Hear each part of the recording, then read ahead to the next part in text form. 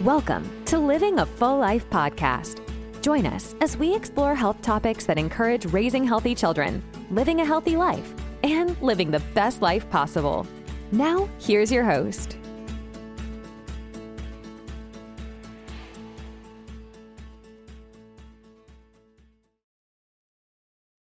Biohacking didn't start as health. It started as insecurity. Now it's $1 billion industry convincing people they're broken, so they'll buy gadgets, supplements, and protocols instead of doing the basics.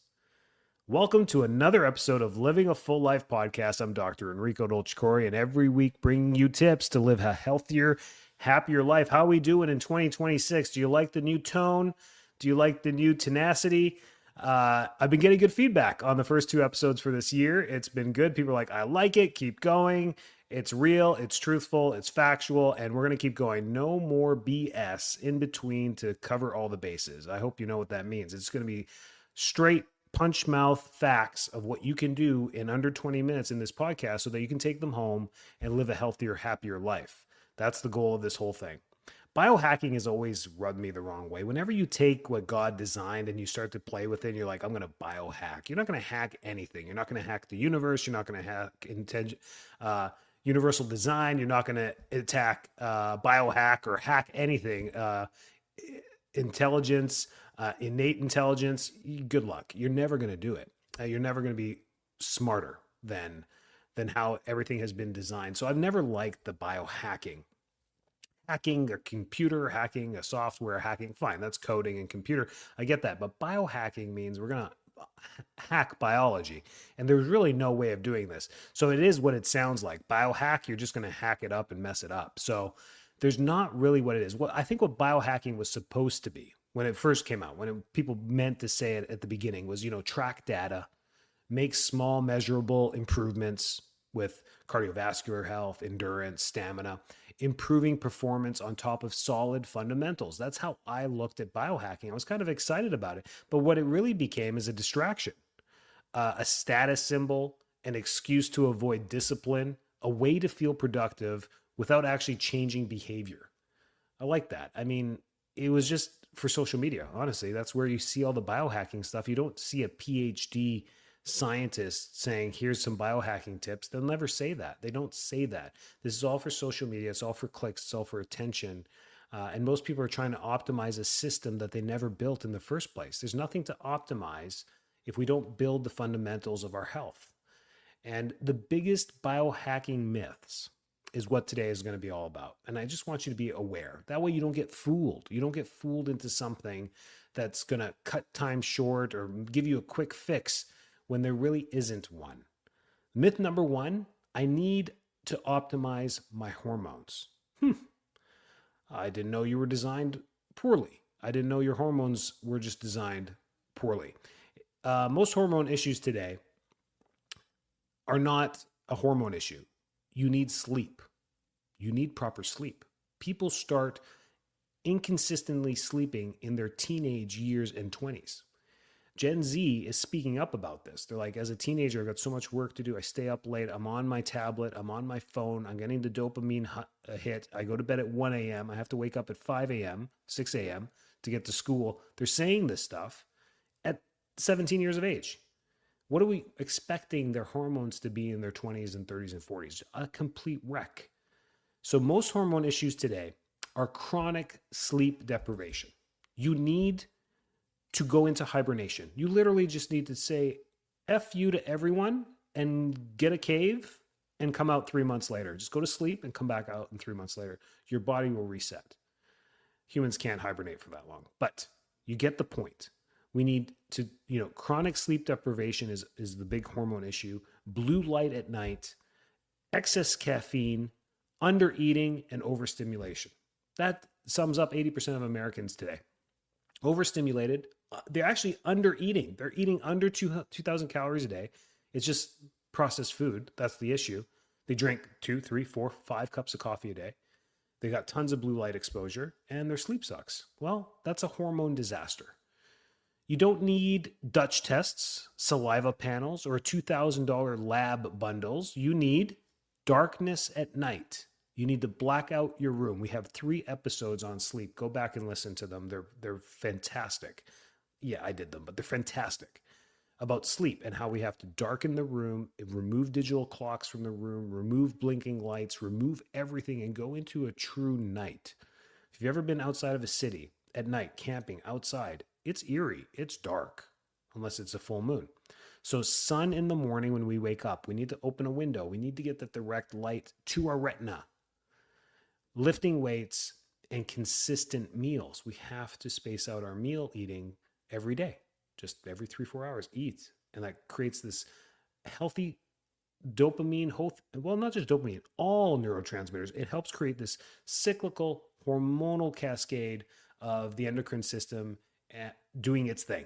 It just requires those things. That's the source of it. So if we don't have darkness at night, we don't wake up with sun in the morning, we don't lift a little bit of resistance training, there's no biohacking. There's no biohack to go around that. I hope we're getting the point of this. The fundamentals cannot be cheated.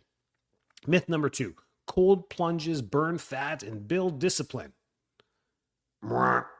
Absolutely not. They do not cause meaningful fat loss. They do not replace training. They can actually blunt muscle growth if misused. Cold exposure is a stress tool, not a transformational tool. If your life is already stressed, adding stress isn't health. It's stupidity. Yeah, there you go. Do I need to talk more about cold plunges? Myth number 3, red light therapy fixes everything. We're big fans of red light therapy. Can help skin and localized tissue healing. That's true. It's actually true. Does not undo poor diet. Does not increase muscle mass. Does not override insulin resistance. You don't glow your way out of bad habits. We use it with our weight loss program because it helps with lymphatic flow, collagen production, wrinkles, skin, subepidermis, epidermis, psoriasis, eczema. It has some benefits to it. But the whole weight loss thing, the way we get people to lose weight is our program, intermittent fasting and whole foods throughout the day with a calorie deficit. I mean, that's simple from the 1900s. We've known how to lose weight. Red light just adds benefit to the process. And there's many benefits to it, but it does not fix everything. Myth number 4, wearables will make me healthier. Fitbit, Apple Watch, Oura Rings, Whoop. Useful tools, but here's the truth on them. If you already sleep poorly, eat poorly, and don't train, then tracking it just gives you data about your failures. That's the truth on that. You don't need more metrics. You need behavior changes. No reason to buy anything unless you change your behavior and you want to monitor and metric the new behaviors.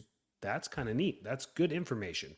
But to keep reminding yourself that you have poor sleep and you can't breathe for 11 seconds between breaths because of apnea, and you're restless and you get up 3 times at night to go pee, and and you see that every day. I mean, is there any new information that you're getting from that? We're not changing any of your habits. You're just looking at data.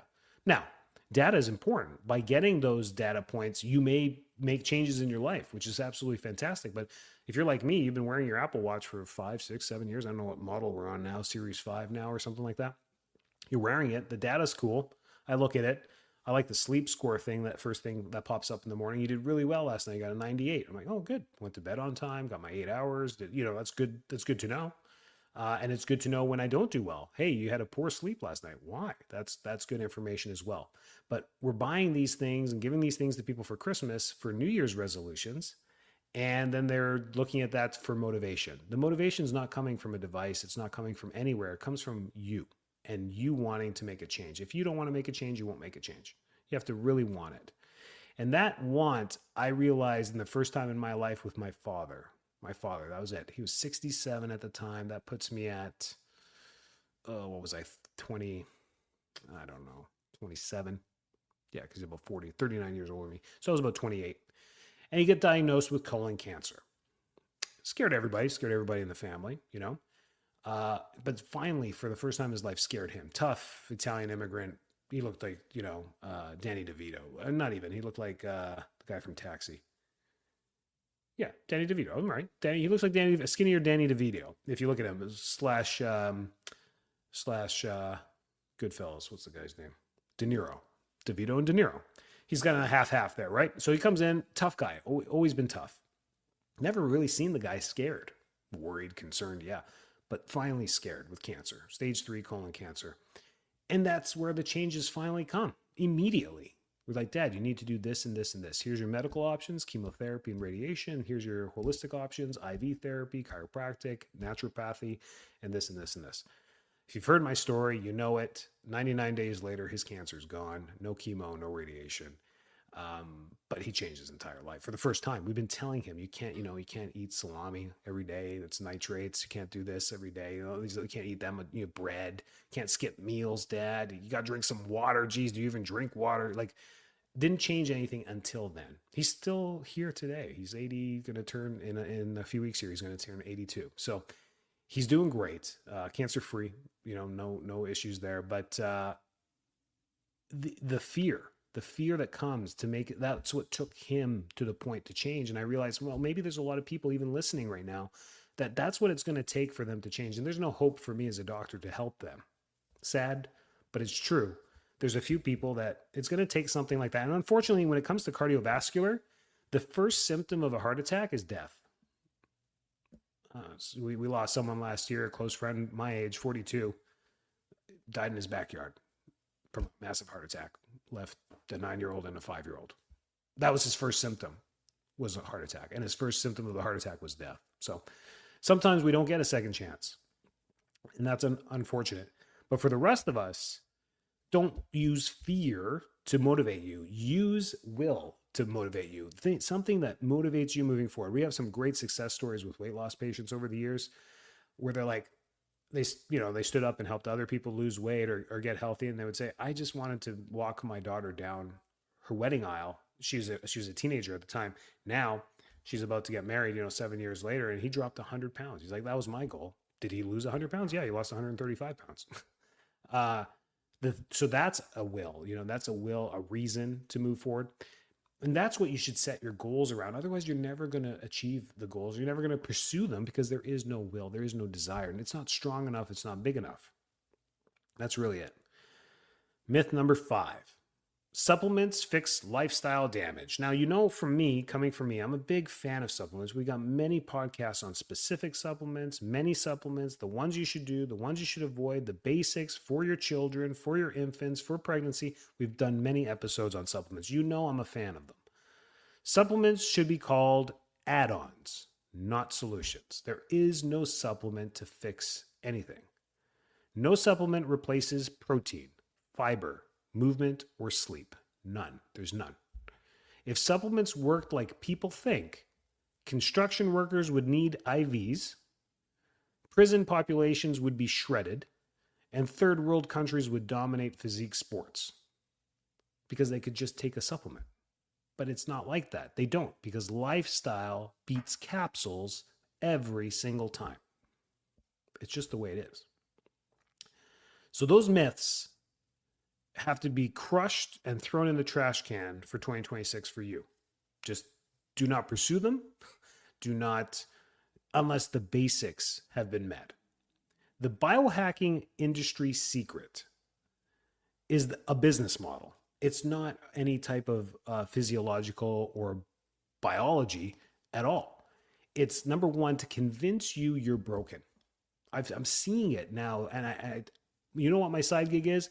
Helping health professionals market their businesses online. Google, Instagram, Facebook, TikTok, across all platforms. I've learned the background of advertising as I teach these people to be successful in their practice and attract new patients to their office. So even though we collectively are working holistically and positively for the community to bring them into chiropractic, to show them holistic healthcare and truly want to help people, the biohacking industry does the same marketing procedure that convinces you you're broken, number one. That's where the biohacking goes. Oh, you need to hack your biology because you're broken in this and this, hormones and muscle growth. That's why you can't get bigger muscles, and that's why you can't regulate your hormones, because you're broken. Number 2, sell you a test to prove it. Here, do this Dutch test. Here, do this blood test, and we'll see if anything's wrong. Oh, see, it's wrong. I got something to sell you. Sell you a protocol to fix it, and then keep moving the goalpost forward and forward and forward when the magic pills aren't working. That's the protocol. And then it's cyclical. Keep selling you the next package, keep convincing you the other thing is wrong. No, you got chronic PCOS, polycystic ovary syndrome, in women. You have this because your hormones are missed. You spend $2,000 doing that. Oh, I guess your hormones were a little bit off. The next thing to do is, let's test for mold. You might have a mold issue, and then it comes in. Yeah, you see, you do have microplastic. You do have some mold in you. Let's remediate your house and you, and then now you're $20,000 into it, and you still got polycystic ovary syndrome, and you lost a lot of money. Wonderful, right? What a great thing to sell people on. Health became a subscription model with this biohacking crap, and most people don't need fixing; they need structure. Our simple weight loss program, and I'm not pushing that on this podcast, over these last 6 years has been so simple, so easy. I look at it, I'm like, you gotta be kidding me. Everyone signs up for it for $900. They all lose 25 pounds in 6 weeks, the first 6 weeks. 20 plus pounds is our guarantee. And then they may do a second round for 6 weeks to hit their goal if they have 40 pounds to lose or 50 pounds to lose or 135 pounds to lose, whatever it is. They'll just keep repeating the process under doctor supervision. And get to their goal, all because of accountability and structure. That's really it. We're not selling them any supplements. We actually tell them to not take anything during this, to just eat whole foods. It's been eye-opening as your years as a clinician keep moving forward and you start to see the design of how it all works. God's design, universal design, innate intelligence, how the body works. That's what I'm talking about. Once you start to see that, you're like, oh, there is no cheats. There never was a cheat. I thought I could do tons of cardio to stay healthy. I was like, man, if I do cardio, I'll stay skinny. Nope. I'm predisposed, exomorph. I just put on weight. And I use that to my advantage now in my 40s when I did it in my 20s and I know I could do it. Put on muscle just goes on. I could put on 10 pounds of muscle in a year just by working out. And other people really struggle, and just by eating food, nothing crazy. And so I'm an ectomorph, and I knew that. But if I don't work out, I don't stay disciplined, I'll put on fat very quickly. That's just how it works. That's how my body works. My thyroid panel's good, my hormones are good. And I'm starting to see that in my 40s, and now I'm catching it now as things start to slide. Now hormones do start to slide down. Now energy starts to, it's just a part of life that happens as time goes on. And I'm like, dang, why did I wait so long to catch it? But I was busy doing other things like starting a family and raising them and starting businesses and doing all that stuff. So I see it through myself, and I hope it shows you as well. So those myths, why this is making people worse, in my opinion, is the biohacking culture increases health anxiety. Everyone's like anxious about their health, and they don't even know what's wrong. They haven't even been diagnosed with anything, but they're anxious. It creates obsession with numbers. I should be here, but I'm here. I should weigh this much, but I weigh this much. I should be getting restful sleep and popping out of bed in the morning, ready to rock and roll within a few seconds because some Instagram person told you that. It encourages self-diagnosis. And with AI and everything, it's very easy to self-diagnose, which could help or could stray you on the wrong path. And it pulls people away from intuition and consistency. People now know their heart rate variability, but can't cook a meal. That's backwards. It's great. You know metrics about your biology that 20, 30 years ago, people didn't even know what their heart rate variability was or what even their blood pressure. They'd have to go over to the pharmacy, sit in the machine, do the blood pressure cuff and check it. And if they never went to the pharmacy, they would never check their blood pressure, really. And now today you have all the data, and Gen Z can't cook a meal. Hey, can I have an omelet? You just throw 3 eggs in a frying pan and just shake them. Well, that's it. And they have a tough time to even cook a meal. I mean, that's the issue. Not just Gen Z, even my generation. Our parents our baby boomers did everything for us. They came from nothing and wanted everything for their kids. And the Gen X and Gen Millennials were taught, here, you get the spoils. Here you go. These are all the things I never had. And as we got all this stuff, now millennials are raising their kids and like, you don't need all this stuff. They're not getting all this stuff, but they're also not getting life skills. They need the life skills to move forward as well. So that's backwards. If we taught our kids how to eat healthy meals, cook healthy meals, prepare healthy meals, what's bad? I remember I was on a flight. This was 3 years ago, and my daughter was probably 7 or 8 at the time. And it was an Air Canada flight from New York to Calgary. And there was because it was a long flight, they had the meal. And they're like, hey, what would you like? And there was like a pizza, and it came with a snack. And the snack was a Kit Kat. She thought she was going to get the Halloween size Kit Kat. She got the whole Kit Kat bar. And her eyes lit up. I'm like, go ahead, sweetie, enjoy.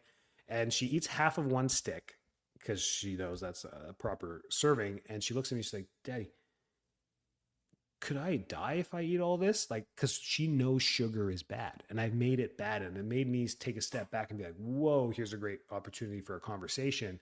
Sugar, sweetie, won't kill you. Like, that's not what I wanted you to get from that, but it does damage. It causes damage in the body. And that's why sometimes you feel a little anxious after you eat it, or you get a little hyper, or it can cause physiological effects in you. And we had a great discussion about it. And I was like, no, sweetie, don't be scared about this. But I'm really glad you're health conscious about that. Should you eat the whole thing? She's like, no, I shouldn't, Daddy. I'm like, no, you shouldn't eat this. Save it for later. But that was a good portion that you ate. One stick is good. You can probably eat 2 if you want. And she's like, no, I'll save it. But her rebuttaling after a year or 2 of talking about sugar and Halloweens and all the times we eat and how sugar is bad for you, that's how I created this monster for her of how bad sugar is. And yes, I want her to know it's bad. And yes, I want her to know to not eat it. So that was really cool. The actual health hierarchy is sleep, nutrition quality and quantity, strength training, daily movement, stress management, community and purpose, then optimization tools. We have this all backwards. People won't even get proper sleep, number one, and they'll put optimization tools and functional medical doctors ahead of the stuff and peptides and shots. We've reversed the order, and that's why we are where we are. Biohacking is what people do when they want the benefits of discipline without the discomfort of discipline. You like that? I like that one. I told you, 2026 is all going to be punches, left hooks and right hooks. Healthy people don't track everything, aren't obsessed with labs, eat consistently, move their bodies, recover naturally, and live their lives. They're not hacking biology. They're respecting it. You don't need another device, protocol, supplement, or test. You need to do the boring things consistently. Health isn't found in optimization. It's found in responsibility. Microphone drop. I am out. I will catch you next week. Stay well, stay healthy. God bless. Thanks so much for tuning into this episode of Living a Full Life podcast. If you're enjoying the show, please feel free to rate, subscribe, and leave a review wherever you listen to your podcasts. That helps others find the show, and we greatly appreciate it. Thanks again for tuning in, and we'll catch you in the next episode.